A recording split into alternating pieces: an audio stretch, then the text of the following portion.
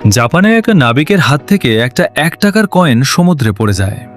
কয়েকটি পড়ে যাওয়ার পরে থানায় যে একটা কমপ্লেন করে আমার 1 টাকার কয়েন সমুদ্রের মাঝে হারিয়ে গেছে, ওই টাকাটা উদ্ধার করে দেন। এই শুনে পুলিশ হাসাহাসি করতে থাকে। 1 টাকার জন্য থানায় কমপ্লেন করতে আইসেন, আবার ওই 1 টাকার কয়েনটা উদ্ধার করে দিতে হবে, এই কথাটা ওই দিন পুরো শহর জেনে যায়। 1 টাকার একটা কয়েনের জন্য থানায় কমপ্লেন করতে এসেছিল একটা সময় পর, ওই কথাটা ওই দেশের প্রধানমন্ত্রীও জেনে যায়। প্রধানমন্ত্রী জানার পরে বলে, যেভাবেই হোক যত টাকা লাগুক ওই টাকাটা উদ্ধার করুন।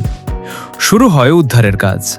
1 মাস কেটে যায়, 2 মাস কেটে যায়, 3 মাস কেটে যায়, 4 মাস কেটে যায়, এভাবে 7-8 মাস কেটে যায়। তবে সেই টাকার কোনো হদিশ পাওয়া যায় না। কর্মীরা প্রধানমন্ত্রীর কাছে যা বলে, স্যার সেই টাকা তো পাওয়া যাচ্ছে না।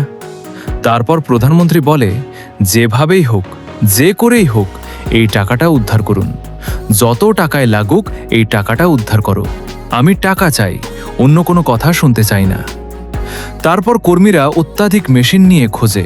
তারপর কেটে যায় আরও 6 মাস। অলরেডি সেই টাকাটা খুঁজতে খুঁজতে খরচ হয়ে গেছে 1000 কোটি টাকা। যেদিন ওই টাকাটা খুঁজে পাওয়া যায়, ওই শহরে হয়েই যায় পড়ে যায় মানুষের। সারা দেশের মানুষ এখানে আসে, হাসাহাসি করতে লাগে। ওই শহরের মানুষ সবাই বলতে থাকে, প্রধানমন্ত্রী পাগল হয়ে গেছে, 1 টাকার জন্য কি 1000 কোটি টাকা খরচ করা। সেদিন প্রধানমন্ত্রী সেখানে আসে। সারা দেশের সাংবাদিকও ওখানে হাজির হয়।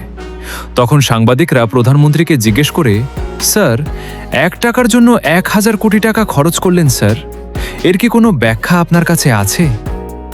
এই প্রশ্নটা শুধু আমার নয়, এই প্রশ্নটা সারা দেশের মানুষের, সবাই এই প্রশ্নটা আপনাকে করছে। তখন প্রধানমন্ত্রী বলে, হ্যাঁ আমার কাছে এই কথার ব্যাখ্যা আছে।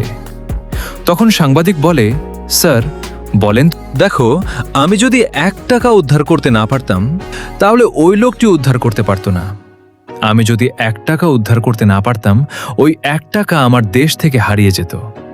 1টা টাকা আর কখনো কোনো কাজে আসতো না। আর আর আমি যে 1000 কোটি টাকা খরচ করছি, ওই টাকাটা আমার দেশেই আছে। সেটা আমার দেশের কর্মীরা নিয়েছে, আমার দেশের ইঞ্জিনিয়াররা নিচ্ছে, আমার দেশের ওয়ার্কাররা নিচ্ছে। আর ওই টাকাটা আমার দেশের বাইরে যায়নি। এখান থেকে সে বোঝাতে চেয়েছে দেশের 1টা টাকার কত মূল্য। দেশের 1টা টাকাও নষ্ট করা যাবে না। একজন লোক দুপুরে লাঞ্চ করার জন্য একটা হোটেলে গেলেন।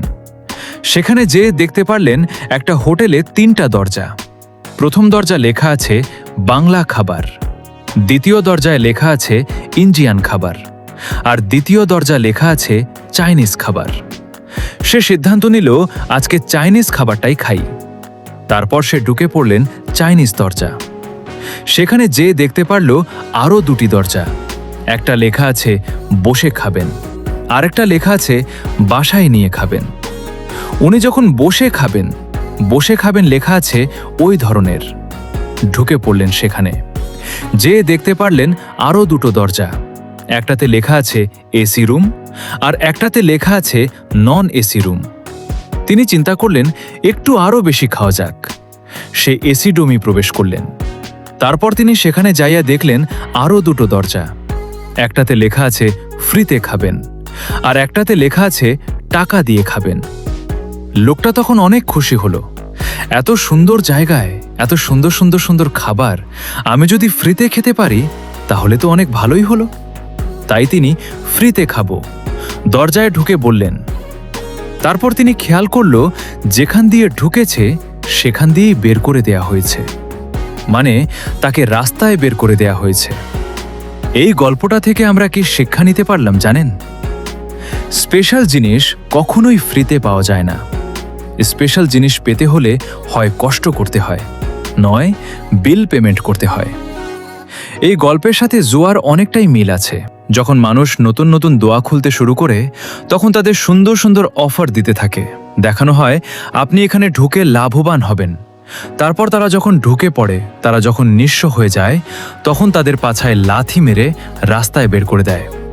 এই গল্প দুটোতেই আমরা অনেক কিছু শিখতে পারলাম, যেটা আমাদের বাস্তব জীবনে কাজে আসবে। ভিডিওটি যদি অনেক ভালো লাগে, তাহলে কাছের মানুষকে শেয়ার করতে ভুলবেন না। আপনার একটা শেয়ার অনেক মানুষ অনেক জ্ঞান অর্জন করতে পারে। এজন্য ভিডিওটা অবশ্যই আপনার কাছের মানুষদের কাছে শেয়ার করবেন।